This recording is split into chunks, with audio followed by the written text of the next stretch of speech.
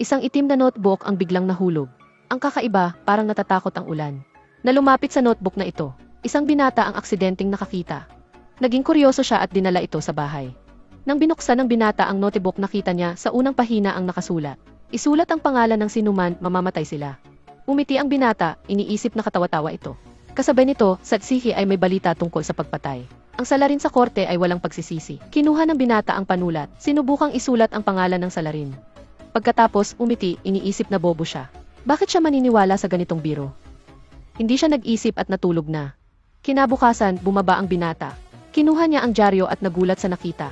Ang salarin ay namatay sa kakaibang paraan.